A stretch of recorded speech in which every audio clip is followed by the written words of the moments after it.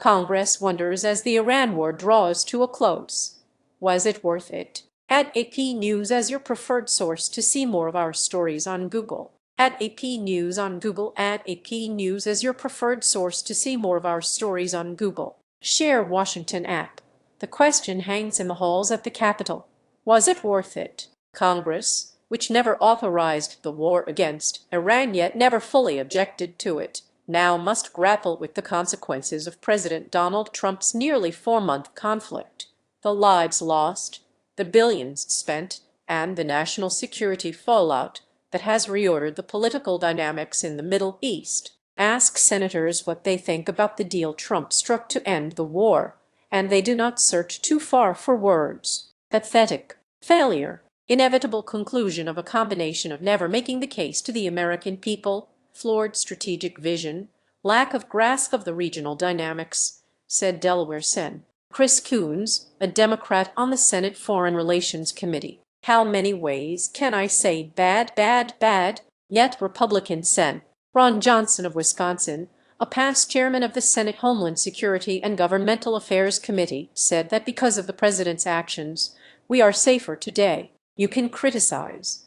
Though he didn't totally win, Johnson said. Well, that was always going to be very difficult. As Trump moves on to the next phase, it is left to the Congress to pick up the pieces, explaining the war to voters back home, restocking the military arsenal that has run low from bombing runs, and trying to ensure the fragile ceasefire holds as the United States seeks to halt Iran's nuclear ambitions and work toward an uneasy peace. Read more money for the Pentagon. Defense Secretary Pete Hegseth made the rounds on Capitol Hill this past week as lawmakers consider Defense Department funding as part of the Republican majority's next big budget package. The White House has asked for a remarkable $1.5 trillion for the Pentagon this year, on top of the extra money that Republicans delivered as part of the Trump's tax cuts package last year. Republicans are mulling a sizable $350 billion plus up for Hegseth, on par with the White House's budget request that the GOP could pass on its own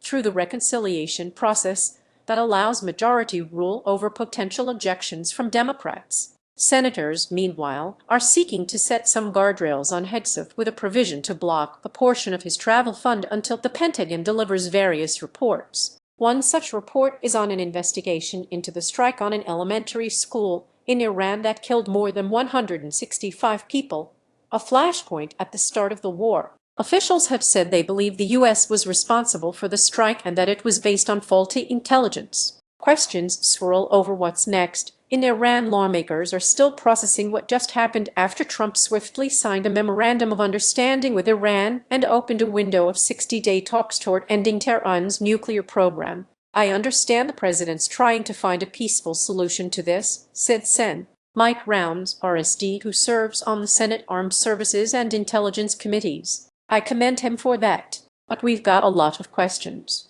Senators are particularly concerned about the tentative deal's provision for a potential $300 billion fund for the reconstruction and economic development of Iran. To many skeptical Republicans, that money sounds similar to the planeloads of cash narrative they used against the Obama-era Iran nuclear deal, which offered a slim fraction of that amount, some $1.7 billion overall. To this day, Trump tells an exaggerated story of how that payment to Iran for U.S. military equipment it never received was made. The only concerns I have are the money and the conditions, said Tom Tilley's, RNC. If we send a trainload, a shipload, it's gonna age as well as that, he said. Circumspect over what was gained and lost over, and again Congress tried and failed to exert its authority under the War Powers Act to halt the U.S. military action in Iran. The House ultimately passed a War Powers resolution that sought to force an end to the war after a small number of Republicans joined the Democratic measure last month. The Senate has voted 9 times, including this past week,